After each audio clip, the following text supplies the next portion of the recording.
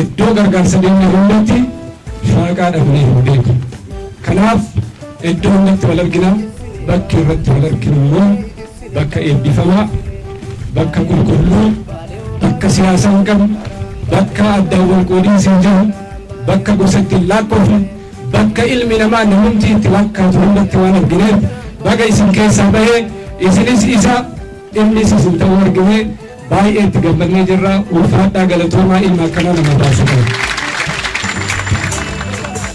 Kanatti aansinee Shaaqaan amantii addaan baasuu hin beeku, saba addaan qooduu hin beeku, naannoon akkaachuu hin beeku. Akkuma beekamu kaa namni harki waa diriirsuu bare naannoo kanarratti Shaaqaan obsee amataa ganaa taa'uun nu dinqisiisaa jira. Ammaaf garuu erga isaan wajjin dhufnee kompiitara 16 kan daree 16 nutis dhimmaachina.